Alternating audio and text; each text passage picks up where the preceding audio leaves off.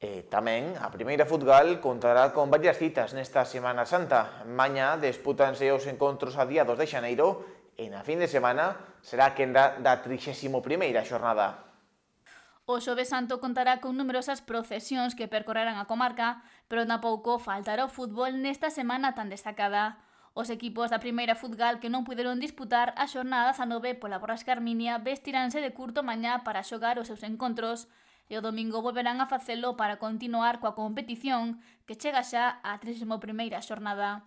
O Puebla, líder indiscutible que vende pechar o seu ascenso a preferente no grupo 5, mídese mañá ao San Martín. O encontro comezará ás 12:15 do mediodía, polo que os afeccionados poderán celebrar unha vez máis na alta o fito conseguido polo seu equipo, que quere agasallar a súa afección cun novo triunfo. E o domingo o conxunto de Chofri visita o campo de San Pedro para medirse ao Marín, encontro que comezará ás 5 da tarde.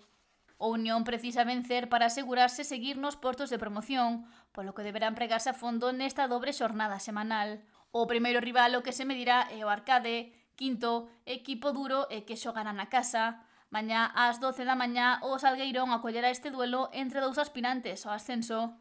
E o domingo os vermellos reciben a visita do Unión Dena, encontro que se disputará no Municipal de Vilas ás 6 da tarde. O Valiño tamén se xoga moito esta semana para pechar o antes posible a permanencia matemática.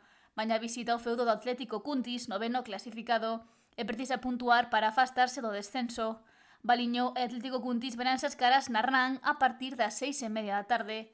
E o domingo o Valiño volve a xogar a domicilio, neste caso no Salgueirón, onde se medirá o Arcade.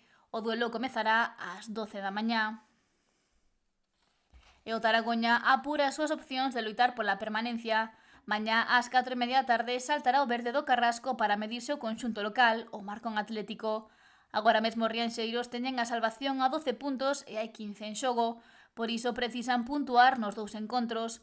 O segundo asalto vivirán o domingo, aínda que tamén xogarán a domicilio. Nesa ocasión desprázanse ata o Cabalo para enfrontarse ao Vilaboa, duelo que comezará ás 6 da tarde. No grupo 2, a Esteirana tamén terá unha dobre cita. A primeira desenvolverase mañá no Manuel Juncal. Sobre o seu verde veránse as caras o Agolada e os Muradáns, que agora mesmo son 11º. O choque comezará ás 12 da mañá. E o domingo o fútbol regresa ao Sosulis Vara, onde a Esteirana e o Bertamiráns mediránse para facerse con 3 importantes puntos. O duelo desenvolverase a partir das 5:30 da tarde.